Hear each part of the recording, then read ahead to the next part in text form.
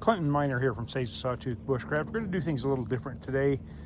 Fortunately for you, you're not going to have to look at my less than attractive mug, but I just want to share with you another piece of the puzzle in putting together a fire in circumstances like we've shown in the videos using flint and steel and solar ignition. And that is, in those we've used charred material, and most of them just charred cloth. And we're going to go ahead and make some char cloth today. I'm also going to be making quite a bit extra for the classes I'll be teaching this spring and summer. So we'll have quite a few vessels on the fire to make those.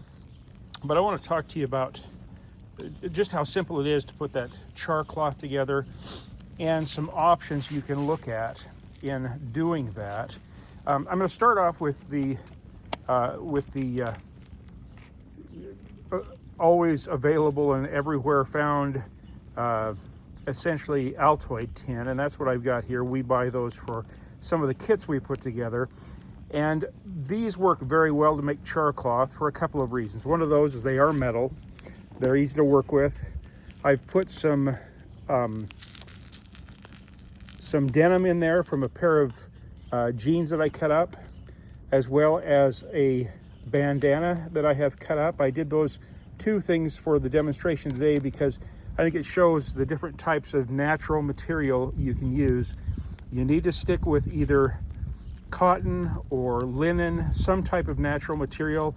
Wool doesn't work, nor does, that I've been able to work, silk, but those natural fibers will char well, and that's what we've got in this. And I've just placed some pieces in there. Those pieces are about the right size to use with the flint and steel. Frankly, I could probably cut those or break those in half once we've got them charred. But the idea of this is we're going to go ahead and put those in an environment where there is no oxygen or very little oxygen going in. And as we put this on the fire, it's going to build up some pressure that is going to create a venting through these back slots. Now, these back slots, one of the problems with an Altoid tin is it's not waterproof. Oh, if we get that in focus. One of the problems with these is that they're not waterproof, and so as we put this together, that actually works to our advantage because we've got to have some type of a slot or a hole from which the gas can escape. As we heat this, the process of turning that material into charcoal or char cloth also releases some very volatile gases, and what we have to do is have a way for that to be coming out, and that's these slots here work well for that. But as I'll show you with the next possible example, this, once it's done, I can carry my char cloth in it. I can carry it with me so that I got another a way to make char cloth or char material with some other things that we'll look in other videos. But if it gets wet, or if I get wet, that char cloth is going to get wet and be less than effective. But this is going to work just fine. And so what we're going to do is go ahead and put that in this fire. I'm going to go ahead and put on a glove to do that as I go ahead and work with a hot fire. What you want to know is that as you make this, you're going to let that burn or let that heat until those gases and that smoke stops coming out. Now, the way I'm going to put it in the fire, more than likely the gas that comes out, which sometimes appears to be smoke, is actually going to come out as a flame. That flame is actually another resource that we're actually using up, and that is the gasification of an organic material. In fact, during World War II, especially in Japan, where petroleum products were very, very, very scarce, people started building gasification stills on top of their car, funneling the gas that you'll be seeing coming out of this into their carburetors and thereby running their vehicles. And you can do that, probably difficult with today's cars, but you certainly can do something like that with a generator. And so we'll go ahead and put those in the fire.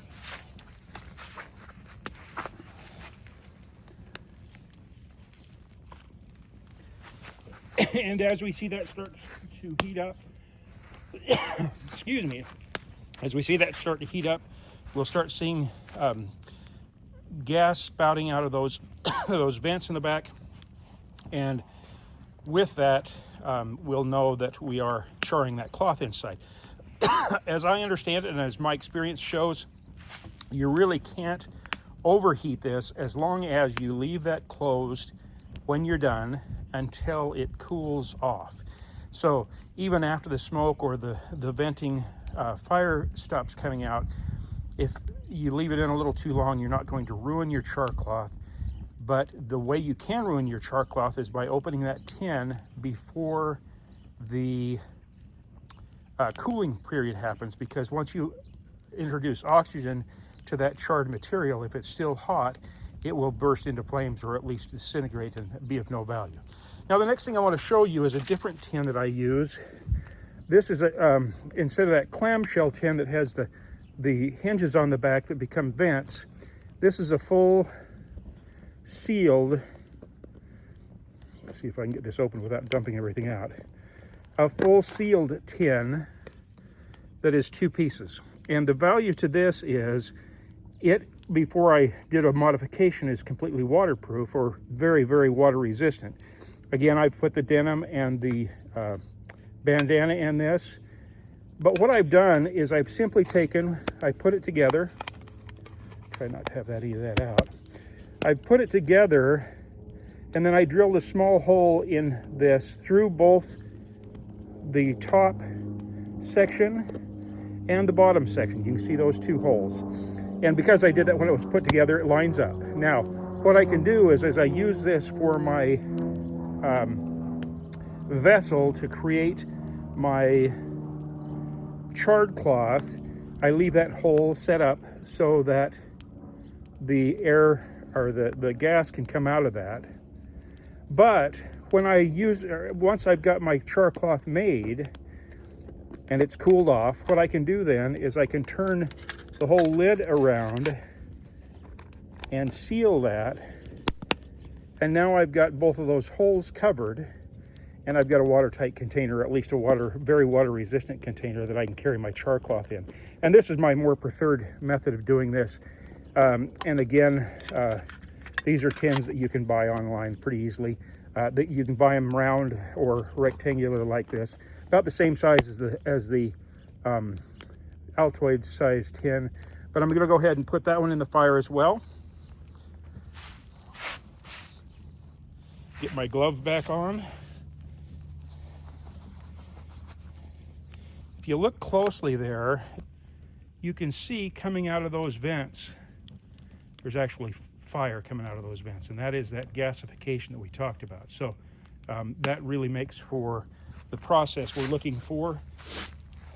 And again, I'm going to just go ahead and set this tin in there as well. Same situation. And we're going to try and keep that fire fairly warm to keep that process happening. As I said, I have prepared a number of these tins that I have filled with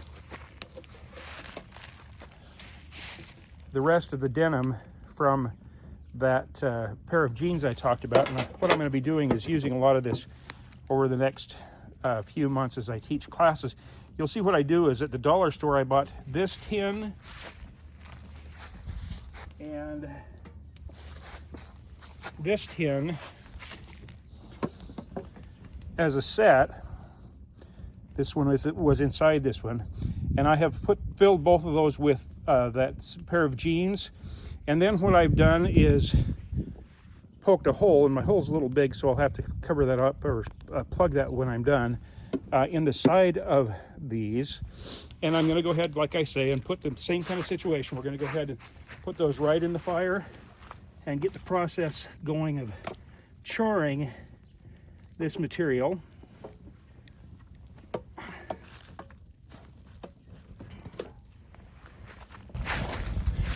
And a pair of jeans creates a surprising amount of material.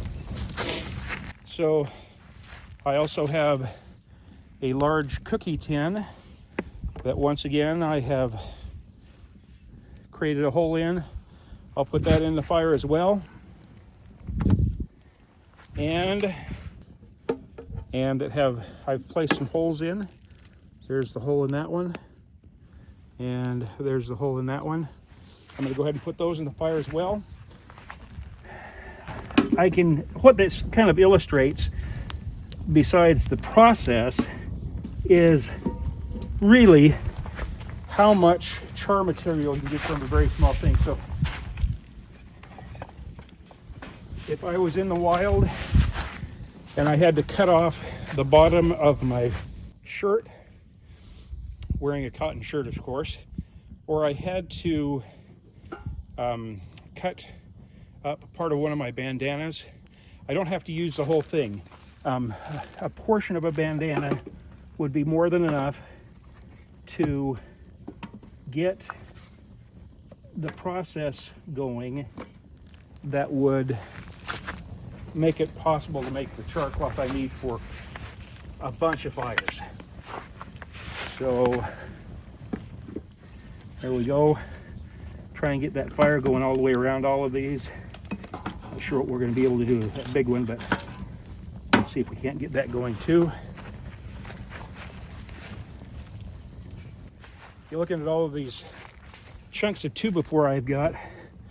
Had a neighbor who had a construction project that he had a bunch of scrap, and he was nice enough to share that with me, give it to me, and I don't turn down those types of resources, so we'll go ahead and let that go. And those small tins, we'll test out that theory about whether or not you can ruin it, but those small tins will be done, in 15 minutes at the most, maybe less than that. The bigger tins are going to take a long time. That great big cookie tin, it'll probably take at least an hour or so, maybe not longer. And what we'll do is just leave them all in, and when the fire has burned down some, then we will we'll pull those out, let them cool, and see whether or not excess fire caused problems with the charcoaling or the charring of that cloth that's in the small tins. So I am going to go ahead and pause this, and we'll come back as the fire continues. One of the risks that you run when you work with these large cookie tins, you can see happening right here. Hopefully you can see that. The lid, because of the pressure buildup by that gas, the lid had pushed itself open, and while we're charring that's not such a big problem. You see I pushed it right back down, but you can see it's allowing the gas to come out all the way around the edge of that. Like I say, while that's happening in the charring process, that's not much of a problem because the gas is creating enough pressure that it's not allowing for oxygen to come back in. But once we reach that point at which we've gasified all of those volatiles and only left the carbon, we end up with too much of a gap there, and we would risk that oxygen being reintroduced to this and thereby destroying our char. And I'm afraid that exact thing has happened with this one. You can see there that one's popped completely open, and I don't think I can do anything with the fire going the way it is to stop that. So we probably lost all of the potential char cloth out of that one over there. This one's doing fine. There's another one over on the other side that's doing all right. This one right here looks to be doing okay.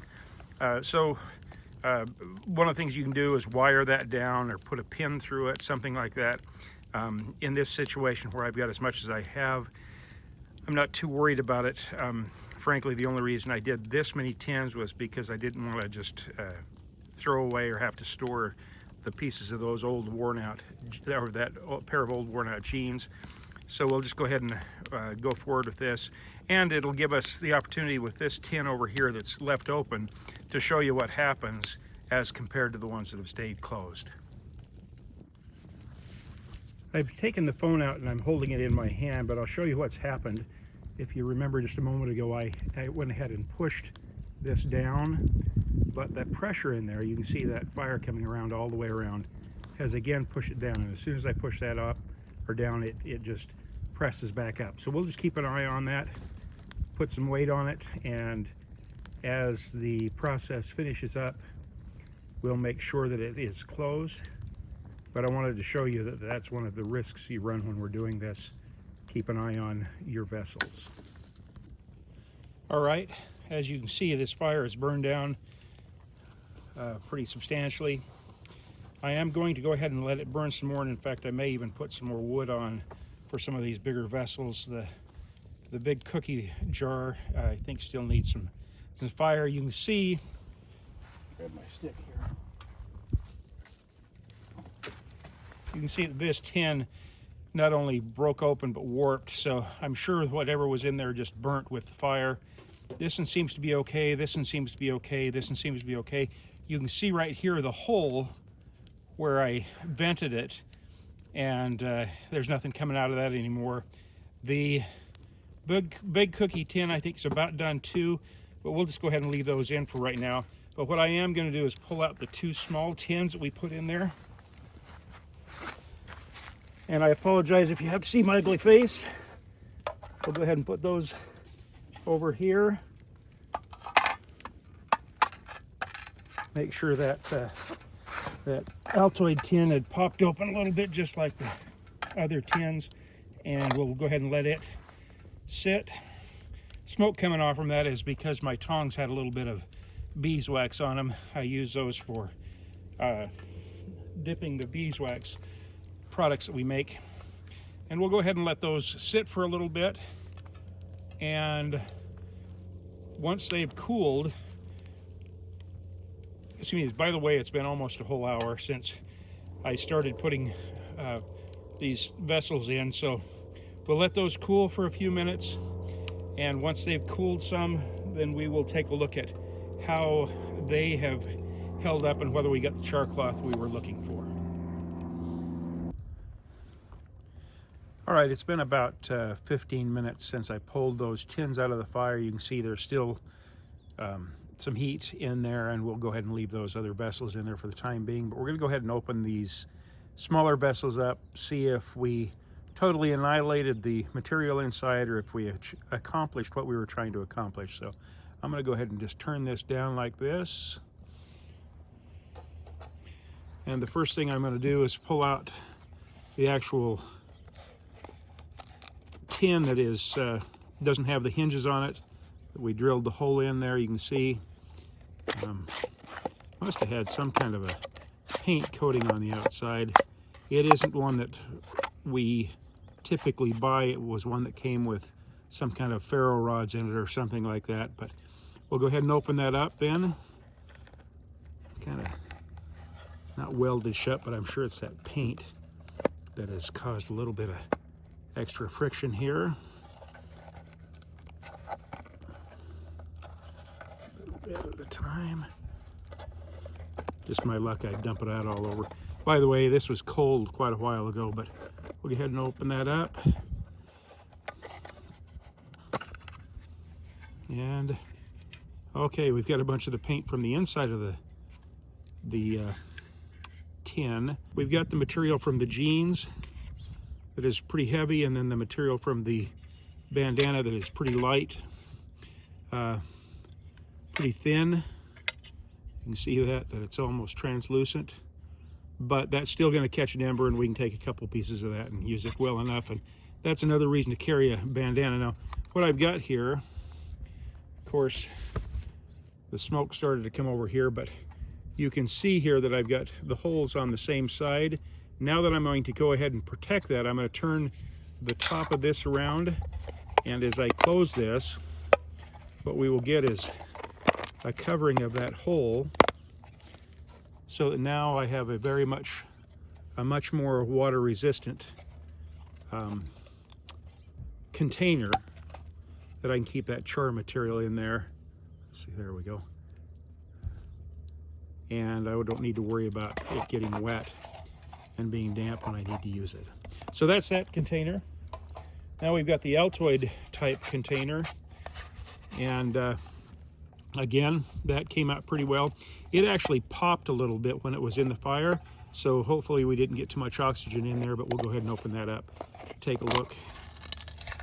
And once again, you see I've got some excellent material. We've got the jean material on top again, and we've got the bandana material. You can see the pattern of the bandana in that.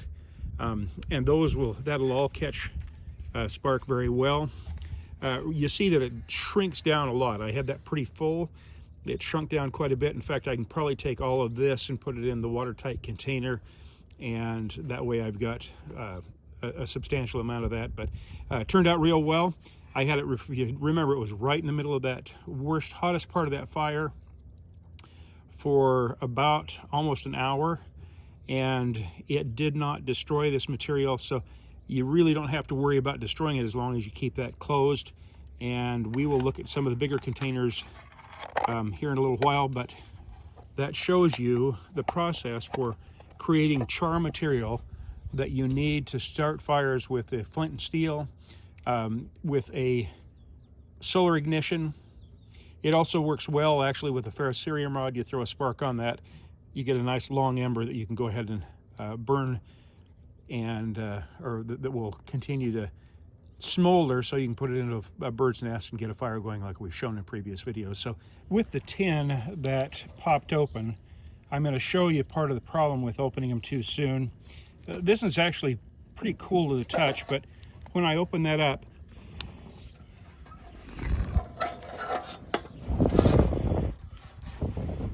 you can see